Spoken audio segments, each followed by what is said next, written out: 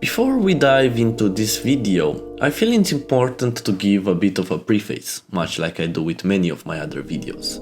This one in particular follows one of the classic paths that many take when they stumble upon lost media, the discovery phase. It's that moment when someone comes across something strange, something elusive, and next thing you know, they're sharing their analysis, whether it's on Reddit, in a YouTube video, or through other outlets. I'd say I'm a bit of an atypical writer and essayist, in the sense that, regardless of context, I feel the need to intensely connect everything in my life, including the media I consume, to my personal experiences. I don't just examine media or ideas through a detached lens, but deeply intertwine them with the experiences I've mentioned above. This means that in the process of exploring this specific chain of bizarre channels and videos, I end up straying off the beaten path quite a few times. It's all purposeful, in the sense that it serves you, the viewer, to immerse yourself and sort of experience the same chain of events as I have. So, as we explore, I hope to also help others find works of art or fiction which inspire them to create daily, to work and build upon themselves, gain a little something extra, a fresh perspective, and perhaps even the inspiration to create. By that, I mean, by the end of the video you'll have had the knowledge of your regular lost media video essay, but I also hope you take my perspective into consideration and try to sit back and immerse yourself in my findings today. Thanks for listening. Now we can properly begin the video. It was a cold and sort of empty day on the 29th of January 2025. I had been texting a friend from Sweden for a couple of hours, while the weather outside remained quite disappointing. No snow had landed due to the fluctuating temperature, sometimes dipping below zero and other times rising above 20. It felt like there was no way to celebrate winter.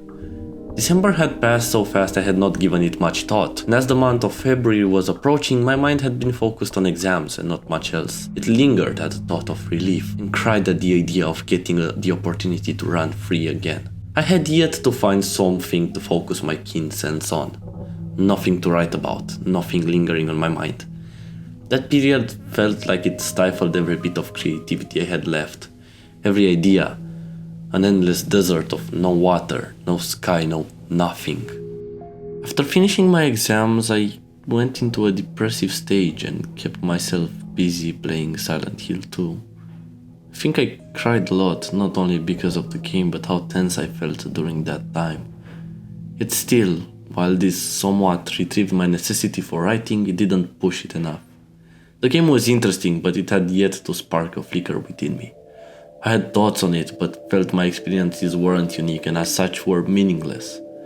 I didn't look further for something else, but merely grasped the very strange interaction I was going to have. That night, on the 29th, as I was talking to one of my online friends, we both stumbled into a very strange rabbit hole. They had sent me a peculiar Discord message in which they claimed to have found a mysterious and rather strange video while looking for a specific scene in the Alfred Hitchcock movie Vertigo. This video appeared somewhere in their recommended and they curiously clicked on it. Intrigued by it, they sent it my way. We're used to sending each other videos back and forth, but this one was strange for a variety of reasons. It felt like an obscure fragment of a hidden narrative, a piece of a puzzle. It came from something bigger. Never had I ever found a video with as little attention given to it and uploaded such a long time ago. As I was looking at the preview, I was greeted with a video titled Vertigo Confessions, every word from the title capitalized. The thumbnail was also rather strange, featuring what appeared to be coffins with the flag of the United States all imprinted on them, sitting on a beach of some sorts. The thumbnail had such a powerful impact on me that it made me jump back up in my chair, then lean forwards again and start contemplating it before I clicked it. It reminded me of something. It evoked the melancholy of spleen. It had made me recollect memories of reading a poem by a certain writer from my country. This unmotivated state of melancholy manifested through boredom and disgust towards everything. The morbid curiosity of it reminded me of George Bakovia's Plumb, or as it would be known in English if it were translated, lead. I feel the need to talk about this specific poem because it sort of presents some themes that are present in the video I watched. When I clicked on the video, I felt very powerful quasi-symbolist influences, and the coffins are mostly what pushed me to the feeling of spleen. So, in order to introduce Bakovia's plume, it's crucial to understand why it came to mind in the first place. The feelings that surged within me after seeing the ambiguous image of coffins on the beach were far more than fleeting discomfort. They were reminiscent of the deep, almost existential melancholy that colors Bakovia's poetry. Potent sense of disillusionment, boredom with existence, and a vague sense of foreboding that permeate his work seemed to echo through the scene in the video, as if the two were connected by a shared intangible thread. Although when I attempted to present one of the translations I found online, I felt lost with my words. They had simply faded away in a sea of nothingness. The only translation I found was deeply flawed, and to me felt like it didn't properly convey the poem's tones and atmosphere. The thing which, sitting at its center, allowed me to feel the urgency of creation, the sound of reverie, made me want to write about it. This inferior translation only heightened the sense of loss. Something essential was always missing. That absence urged me to take matters into my own hands and capture the true essence of the poem in my own translation. In doing so, I realized that the themes of futility, decay, and the weight of the world that Bakovia explores hold essential parallels with the disquiet on display in the video. If only I hadn't mentioned it earlier. Although in repeating myself, I felt its haunting blend of symbolism seep into the video format. And somehow this element made them bound together in a larger existential reflection. My translation of George Bakovia's plume prioritizes mostly language accuracy over maintaining the rhyme or rhythm of the poem. As such, I want you to really pay attention to the words, their placement in the verses, and the atmosphere and environment recreated from these feelings. The coffins of lead lay in deep rest, and leaden flowers, mortuary clothes. Alone I stood within the tomb's duress, and there was wind, while crowns of lead creaked in quiet rest. My love of lead lay turned in slumbered rest, on leaden flowers cold, and I screamed for it. Alone I stood beside the dead, and it was cold, and its leaden wings hung useless and old. The primary theme of the poem is death, a theme that I want you to focus your mind upon as the video progresses, as it's going to make a return later. Bakovia is a poet defined by a singular tone, with mortality at the heart of his work. Yet secondary themes also emerge, the plight of the poet in an artificial, aspirationless world, a society that fails to understand him, and the ever-present feeling of loneliness. The opening stanza offers a key poetic image that encapsulates these ideas. It sets an external scene, rich with natural elements, leaden flowers, mortuary clothes, crowns of lead, that contribute to an atmosphere both oppressive and tense. This environment mirrors the inner turmoil of the poet, while the deliberate use of ellipses underscores how, in the shadow of death, words lose their meaning. Something that feels sort of present in the thumbnail. The coffins, this time in daylight, picture a grim idea of the irreversible passage of time, an hostile interior as opposed to a hostile exterior of Bakovia's world. The second poetic image unfolds in the second stanza, where the focus turns inward. Unfortunately, the self offers no salvation, even though love, as encapsulated in the line, "My love of lead lay turned in slumbered rest," the adverb turned, appearing in the final stanza, deepens the poem's mystery by inviting multiple interpretations through the posture of insinuated corpse within the verse. One interpretation envisions the figure with its head bowed, a stance that speaks to the total absence of hope. Another suggests a figure with its back to the world, symbolizing isolation, loneliness, and a society that fails to grasp the uniqueness of its genius, a brilliance unreachable by the common man. An interpretation presents the figure facing the sunset, an image that evokes the inevitability of death, and the extinguishing of life, a theme almost always presented within horror-themed media, especially works like Frankenstein. Why this is relevant will soon be revealed as we explore in the actual video. Within the contents of the video itself, things get a bit more complicated. However, I think the vibe only lingers towards the surface as they become antitheses of one another through visual key elements and their ever-present idea of death, in which we all find ourselves at one point or another, but also because a certain reference in its description. Let's follow through now and explore the content of the video, shall we? The video opens with a short but strange guitar riff that greets the video as its crunchy 240p quality presents a tiled shot of a man sitting upright on a beach, next to a fence. A tall but lean person in frame wearing sunglasses immediately reminded me of the silhouette of none other than David Lynch. Their hair sort of done in the same manner, as he appears to be holding some kind of object in his hand. Think a seashell or something, which he draws a cross with. His words come out of his mouth with a strange cadence. I suffer from vertigo. He starts then describing the concept of vertigo to the audience, as he walks around with a cane on a beach. His red suit, velvet red, crimson. He wears dark sunglasses in order to obscure his vision from light sources, which may trigger his vertigo. As he speaks, the same guitar riffs return in repeating cascades, and we're presented with what appears to be a cemetery on a bridge. The coffins with the flag of the USA are shown. The beach is filled to the brim with people. He describes this bland life he lives. No pictures on his walls, the avoidance of the outside world, the sootiness of nothingness, parallels and causes. In a way, death is the main theme of the video. In popular culture, death is the most meaningful theme, which can be presented to the common folk, because it's the greatest fear of any living creature. In that sense, the antithetical nature of this video, as opposed to Bakovia's Plume, comes from the comfort of the interior space, but the life of misery, not the hostility of the exterior space, but the death of misery. Walls of emptiness are very soothing to me. I'm getting a special pillow to put my head against, so when I go off to dreamland, I won't be spinning in dizziness. Dark glasses may help when the fluorescent lights go on. Dark glasses may help when the fluorescent lights go on.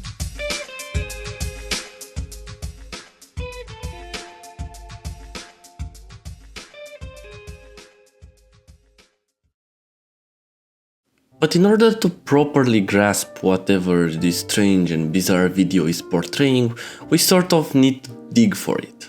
Looking through the description, we learn the video presents a scene from a movie named Frankenstein Goes Surfing, featuring an actor named Kim Fowley. From the get-go, there was a certain strangeness to this encounter.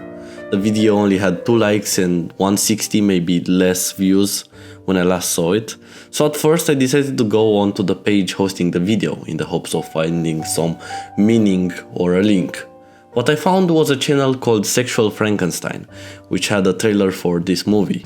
The same voice, the same actor, narrating essentially nonsense, trying to promote a movie about a person named Nuclear Frankenstein, who becomes a vampire after he gets married through the process of something called a monster wedding to a lady werewolf. The entire time, parts of what I assume are the movie play in rapid succession. A lot of the things he says are rather confusing and feel of the avant-garde. Welcome to Neon Babylon, where the memory lane and the golden stairs to heaven are designed by movieland monsters. The cameraman seems to be pointing the camera at people who took part in the filming of the movie as they ask them bizarre questions. Some of them even say straight up bizarre things. Is the old girl mafia real? Is there such a serious question that is posed, for example. I think maybe there is. Such moments contribute to a collage of disjointed yet compelling impressions which give a very strange out-of-this-world feeling. Other videos on the channel follow a similar format, showcasing certain scenes from the movie, all with very strange either electronic or guitar-based songs, and all of them having certain elements which turn the scenes into outright bizarre watches. Mostly it's the fact the viewer is always missing context, and even trying to piece some of this together, they don't make much sense chronologically or contextually. It showcases such a wide variety of things, from belly dancing to two people singing a song about being monsters, to a video of a woman saying that all women are vindictive, so the female mafia is a real thing. It's technically themed around the titular character of Frankenstein, or in this case Nuclear Frankenstein, but the actor Kim Fowley plays multiple characters within the movie. And also I think his character is an actor playing Nuclear Frankenstein, even in the context of the movie. It's all strangely bizarre and art housey in some regard. None of the videos go over the 2-minute mark, to be fair, and as we progress through them it doesn't really make it easier to understand the concepts or a cohesive story that is being presented. A few of them to me appear like the actors don't really take it all that seriously, and instead talk like they're off camera or outside the context of the movie, unless all of these clips are that way, although I doubt it. This movie is about. Well, I think it's about finding a family and not being alone. I hear noises. They say kiki. Do you think there's such a thing as an old girl mafia? Yes, I've been beaten up by one. Do you think little children have their own little kitty mafias demanding cell phones from their parents and... That's called being 12. I think rather than going through each one of them in order, although I'd love to do that, I'm going to show a few examples to give you a good idea of how they appear, their thematic influences and mostly the overall vibes. While the earlier videos have a focus on the bizarre and otherworldly necessity for death and the idea of monsters, as they progress they focus on a variety of subjects, from class permanence, anger management, marriage, fighting. I can't say any of it feels sincere. It feels very unique in the sense that it gives very amateur-like vibes. It's also the feeling that I don't know who these actors are, what they are trying to portray or what the movie is even about. This effect is probably given by the fact the video seems out of order, disjointed and often feature completely different characters from the one before them. As such, trying to tie them into a coherent narrative simply doesn't work. Even so, because of that reason primarily, and the first feeling I had felt upon discovery of one of the videos on this channel, I decided to push forward and look for this specific movie. So I decided to Google it, and nothing. Dead end, simple as they come. At this point I was rather confused what I had stumbled upon, and since I was already set, I realized that this movie may be hidden deeper on the web. I searched for Kim Fowley and found his wiki page, since he was the actor that was most prominently featured in these short videos. But upon further investigation of what was written about him, I not only found out he had died in 2015, but learned he had been apparently quite an influential music producer and had managed a band named The Runaways. Which is quite insane because The Runaways were a big success. Their most popular song, Cherry Bomb, received quite a bit of attention.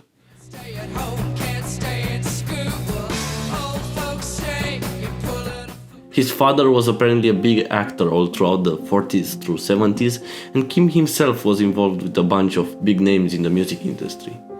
He has been described as one of the most colorful characters in the annals of rock and roll, as well as a shadowy cult figure well outside the margins of the mainstream. Well, that about explains a better part of the videos I've seen. Essentially, he's an eccentric rich guy. His Wikipedia page is stacked, but what I mostly care about is a short section about his contribution in the 2000s. This page mentions that after appearing in the documentary Mayor of the Sunset Strip about the DJ named Rodney Bingenheimer, Fowley decided to kickstart a short experimental filmmaking career, channeling his creative vision into a series of unconventional projects. He wrote and directed works such as Black Room Doom, Dollboy the Movie, Satan of Silver Lake, The Golden Road to Nowhere, Frankenstein Goes Surfing, Trailer Parks on Fire, and Jukebox California. Things which upon hearing I sort of sighed, realizing that my quest to find one movie may have turned into a quest to find several unfinished or potentially unarchived movies. The Wikipedia page also stated that the movies themselves weren't uploaded in full to the internet, and the YouTube channels with their respective names only showed clips and scenes from these films. At least the page featured the names of the actors, sort of.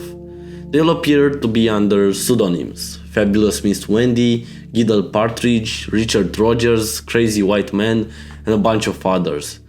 Still, because of the Wikipedia page, I was closer to something. Not really to finding the movies, but to uncovering more about these weird films. Searching them on YouTube, I managed to find a handful of them, although not all. Each one had a page which in similar fashion featured like 20, 30, 1 minute or less clips. I first went to the Satan of Silver Lake page, where I discovered something rather peculiar. At first it seemed to be exactly like Frankenstein Goes Surfing page. Looking through it, the clips follow a similar pattern of gibberish and non-conventional characters featured in disjointed, outwardly artistic videos. But this time most of them have a sexual theme. Not that the previous one didn't have any.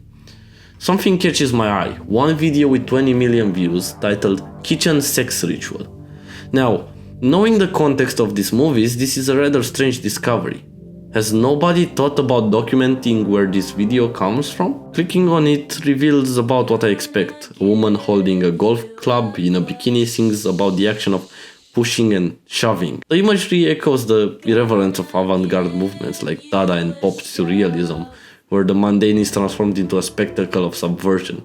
And I'd argue that the entirety of the channel falls into the regard due to its low-budget approach to filming. Nothing stranger than any of the previous videos or anything I've seen on Frankenstein Goes Surfing channel, but when descending to the comments section, this is where something strange begins occurring. I'm guessing that because of the way it's named, it made some people think this is some sort of real satanic ritual, because all of the comments are filled up with pleas towards God, begging to be forgiven for watching such a sinful video. God help me, God forgive me. And at one point they turn entirely into bots, into hundreds of thousands of bots, all praying to God. You can tell how many of them are bots as their pleas start to repeat in a copy-pasted manner. There's a symbolic tension at work here. The visual absurdity of a kitchen sex ritual contrasts sharply with the weighty ritualistic language of the comments, which appear almost cult-like. It's a sort of cultural phenomenon, really reminding me of the dead internet theory.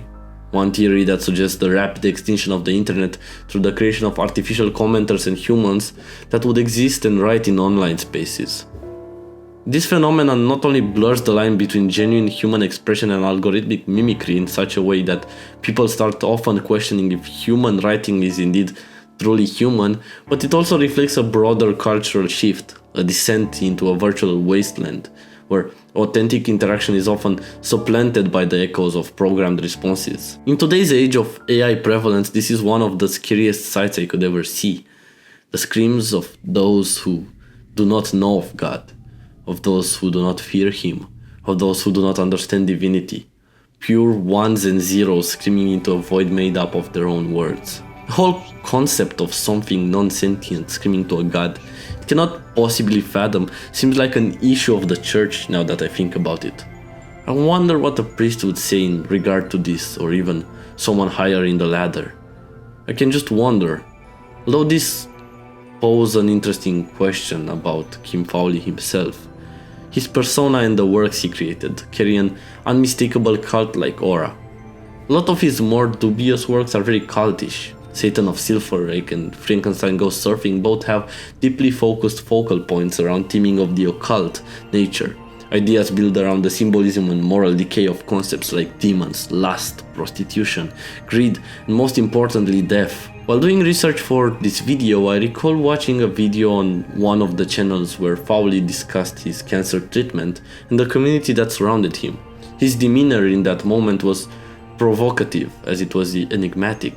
It felt like the way he was speaking was somehow tied to that blend of avant-garde spirit we saw in the YouTube movies, and simultaneously deeply entangled to the proactive counterculture of the 1980s. The satanic panic in which somehow everyone wanted to be a Satanist, so they could piss off every Christian conservative in America during the time. In any case, this is a little more intriguing than my usual projects, and I now pose the question. His following. Why is it that in some places we can find barely any trace of following, and then other places he seems to have been around the world, someone a lot of people knew of, and someone who was really weird and cultish? comments of love from all around the world, from tourists. It all feels surreal taking into consideration the lack of attention the movie YouTube channels have received. Perhaps the way the bots interacted with this specific post, but even so, on the cancer treatment video there was a handful of people wishing from all over the world that he'd be safe. I was intrigued, and by this point I felt like I had dug so deep in, I had to find out. Were the clips on YouTube the entire movies, or was there some movie release which was now lost media? I started by googling Fowley more in depth and found an interview with Rockers and Magazine in which he mentions the movies will be released. I'm guessing straight to DVD, so I start searching the web. First I google Frankenstein Goes Surfing Kim Fowley.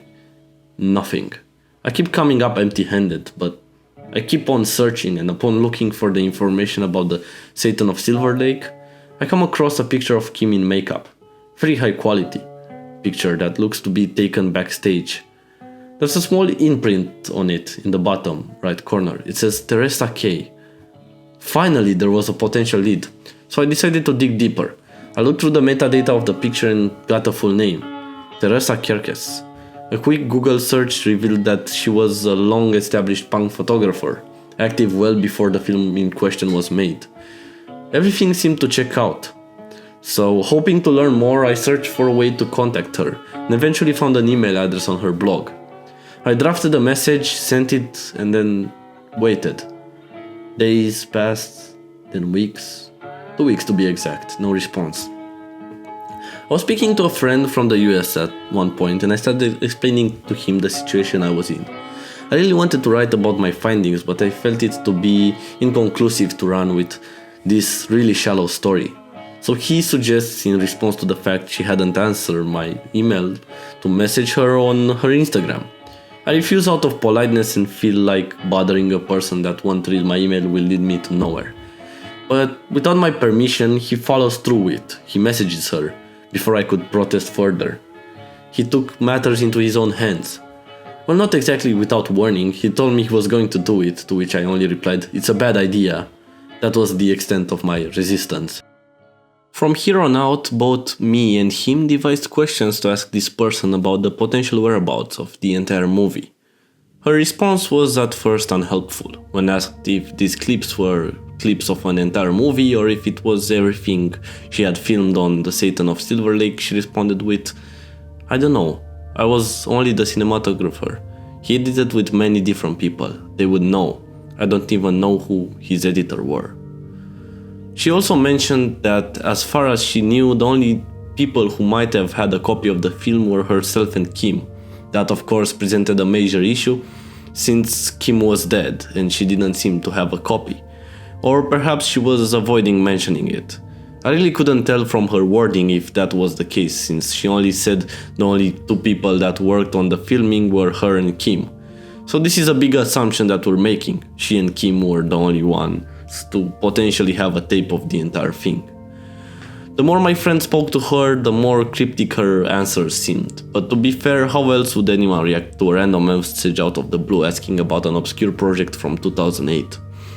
In most cases, she had simply forgotten details or hadn't even watched the clips herself, which, as I learned a bit later, was actually the case, having no idea what was in the clips themselves. To quote, "The YouTube collection, it's fragments or is it the whole thing? I don't know, as I have never looked at them." One thing we did learn, however, was the reason these movies were made. In Teresa's words, Kim made things to amuse himself, which again, doesn't really explain a lot. And perhaps the worst part of this all, even if the tape Kim owned himself had been preserved, which I doubt, it's probably now lost as he wasn't exactly technologically apt most of the time. The last time I was in touch with Kim was in 2005-2006. He most definitely did not have any digital resources. He lived in the middle of nowhere and you just had to go to him. As such, we had reached another dead end, this time having even a little bit of confusion in the air if the contents on the internet was all there was of these films. And of course, it wasn't, or I'm assuming as such, since there's no continuity and most of the time the trailers show more than the clips usually do. Although we have reached a dead end, we can still explore the other projects even on a surface level. at least the ones I've been able to find on YouTube. There's one called Trailer Parks on Fire that's about hillbillies, and I quote, "white trash men and women living in the backwoods and outskirts of civilization." As usual, it follows Fowley's strange way of recording and working with out-of-order events that don't seem to make much sense. Although, what we did end up finding from this is more names of people who worked on movies here. I'm sure Teresa was right about only her and Kim working on Satan of Silver Lake, but there were a lot more people involved, which in turn makes it easier for us to find the source of these movies. Still, looking up the names in the cinematography section leads us to nothing. So rather than stopping here, I invite you to delve into this mystery with me, in the sense that I'm asking for help from each one of you to help me gather information about any potential that leads to the entire movies. Let's piece together these clues and maybe we may find something someday. I'm not getting rid of the possibility, however, that each one of these are lost to time, or whatever there is online of them is purely everything there is on them. But until we receive further confirmation, we will be looking. Archival is important, both in life and death, and that's the reason I want to do something for you and something for me. One of the things which was said in the Rocker Sign magazine was something rather disturbing now that I think about it. At one point during the exchange, the interviewer asks Kim what his legacy is, to which he simply replies, "No one cares. No one will remember me." After his death, as we learn from this interview, they were supposed to release hundreds of unreleased Kim Fowley songs, CDs and films, but none came to fruition. You know, I want to shift our attention to something. It's related to the subject at hand. There's a certain feeling that looms in the air. In death, we may never find things again. We may lose what many consider to be common. We may slowly burn out, and that is our life's work. I find it horrifyingly grim that a channel on YouTube could end up becoming someone's death archival, someone's burial ground, where all they have created on this platform be their tomb. There have been YouTubers and streamers which have passed away in the past, but nowadays the number is infame compared to what it will be in 50 years. Each light shutting off as potentially hours and thousands of them hidden away fly in an endless sea of nothingness. We lose to time these moments, so much so that we may never learn of some people. What I'm about to tell you is one of the sweetest stories everyone's shared with me. One which plays the heartstrings like the instrument of the wind, but also one of the most morbid and saddest I've ever heard.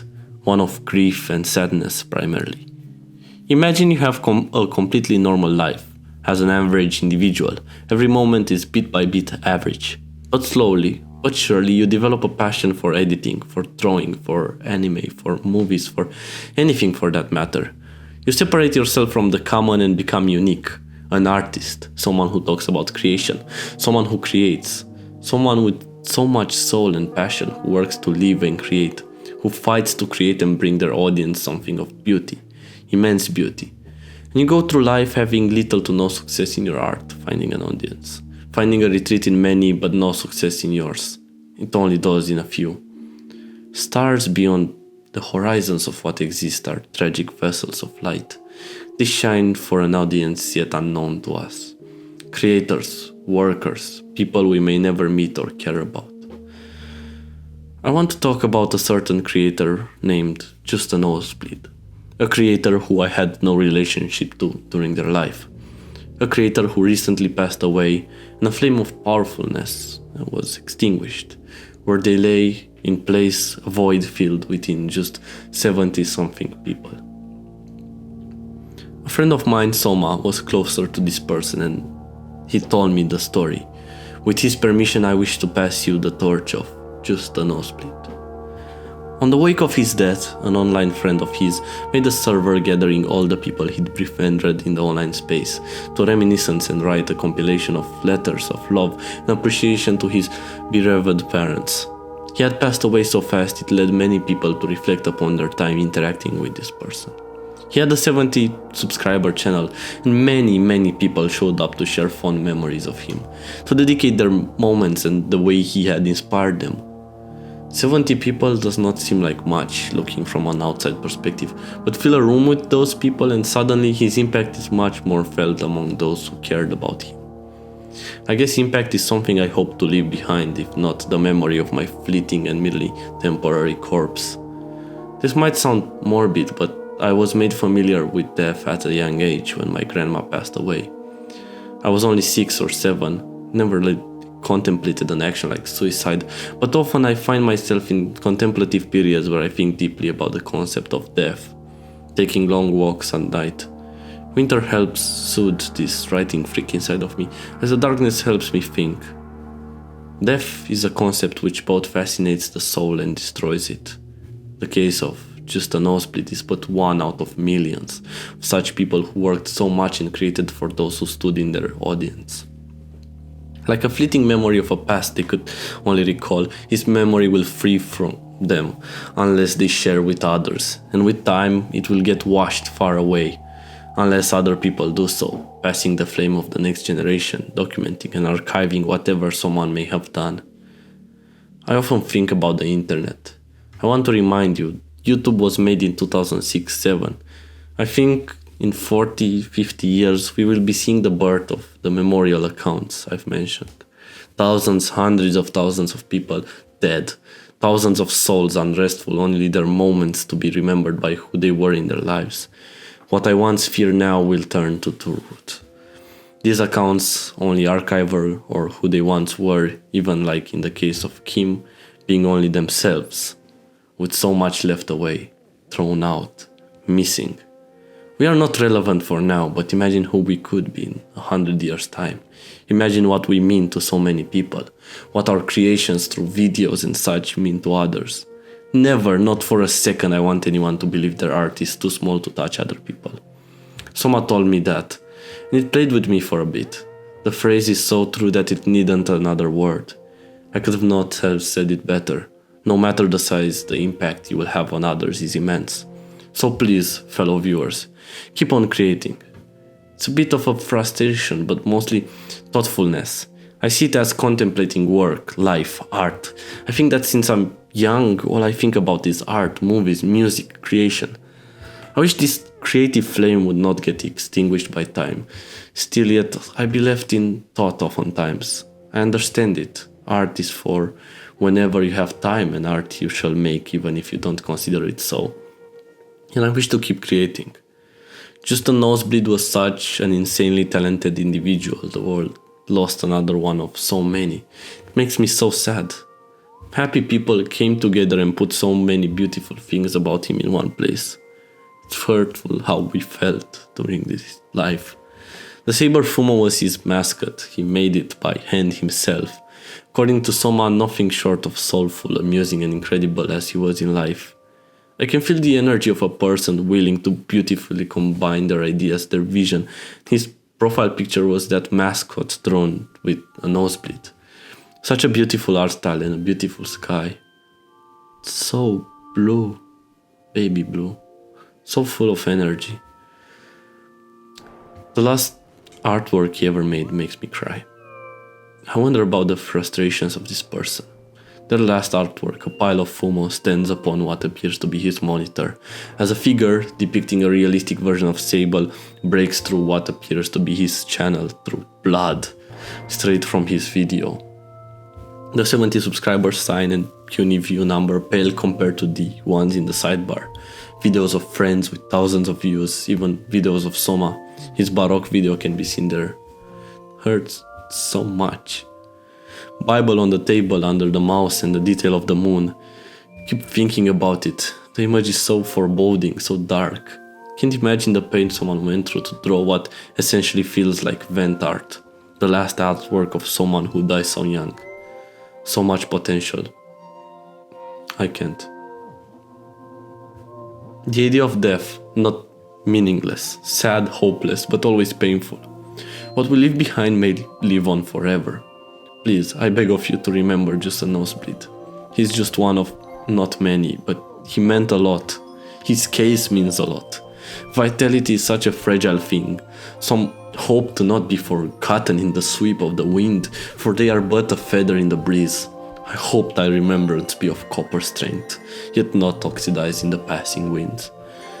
There are people who accomplish a lot in life. They make art, they create the massive following, but I'm way behind other people my age. I feel young and old simultaneously, although I'm not. I wonder if nowadays being popular is an accomplishment. Velvet winter, however, may never protect me from the words I write, from the popularity they wish they gained from the people that mourn. I wish I could have seen just a nosebleed grow and adapt. I wish I could have seen a different ending to this, but now, what can we do except archive? Remind people of the past so they may never forget it. Push it now, push it further, pray for it as it may be your only hope. Cling to it like ash clings to cement after a thunderstorm and scream. And then remind yourself why we are here in the first place. Please remember the people of today and those of yesterday for what they've created. For in death nobody will see what they never released. In my country of origin, there's a story I wish to translate in its entirety. It's titled The Boar with the Fangs of Silver. In it, it's spoken about a prince who, looking for a mythical creature and singing a flute of bone, adventures into the forest deep within, wishing to find this mythical creature. But every time he notices something and urges his servants to push further with him, they ridicule him. Time and time again, he pushes towards absolution, towards his ultimate goal. Yet,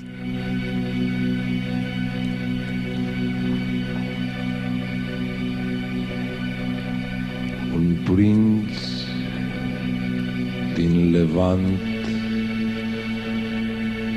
îndrăgind vânătoarea, prin inima neagră de codru trecea, croindu-și cu greu prin hățișuri cărarea. Cânta dintr-un flaut de os și zicea: veniți să vânăm în păduri nepătrunse mistrețul cu colți de argint fioros, ce zilnic își schimbă în scorburi ascunse copita și blana și ochiul sticlos. Stăpâne, ziceau servitorii cu goarne, mistrețul acela nu vine pe aici. Mai bine să abatem vânatul cu coarne, ori vulpile roșii, ori iepurii mici. Dar prințul, trecând zâmbitor înainte, privea printre arbori, atent la culori, lăsând în culcuș căprioara cu minte și lynxul ce râde cu ochi sclipitori. Sub fagi el dădea buruiana într-o parte. Priviți cum se învârte făcându-ne semn mistrețul cu colți de argint. Nu departe, veniți să-l lovim cu săgeata de lemn. Stăpâne, iarba, foșnind sub copaci, zicea servitorul privindu-l isteț, dar prințul răspunse întorcându-se: taci. Și iarba sclipea ca un colț de mistreț. Sub ulmi el zorea risipite alaiuri. Priviți cum pufnește și scurmă stingher mistrețul cu colț de argint peste plaiuri. Veniți să-l lovim cu săgeata de fier. Stăpâne, e apa jucând sub copaci, zicea servitorul, zâmbind îndrăzneț, dar prințul răspunse întorcându-se, taci. Și apa sclipea ca un colț de mistreț. Sub brazi el striga îndemnându-i spre creste, priviți unde-și află odihnă și loc mistrețul cu colț de argint. Din poveste veniți să-l lovim cu săgeata de foc. Stăpâne, e luna, lucind prin copaci, zicea servitorul, râzând cu dispreț, dar prințul răspunse întorcându-se, taci!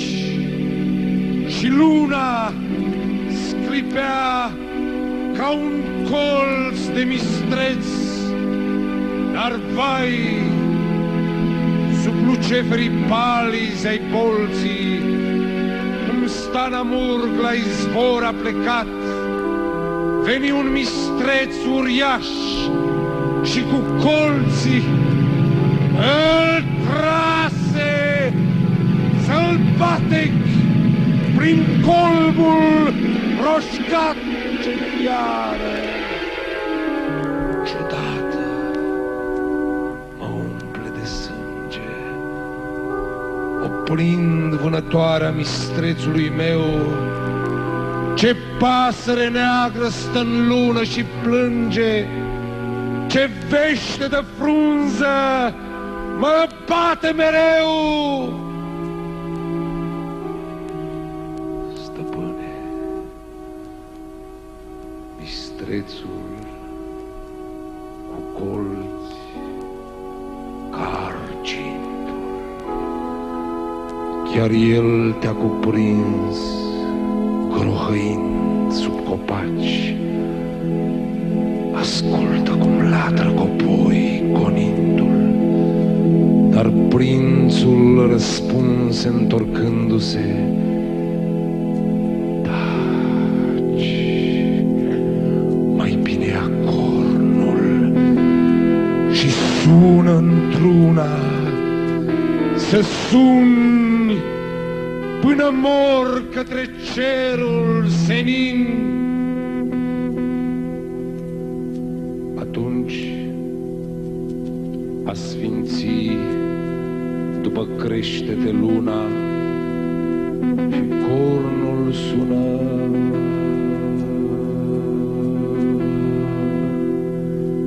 Însă foarte puțin.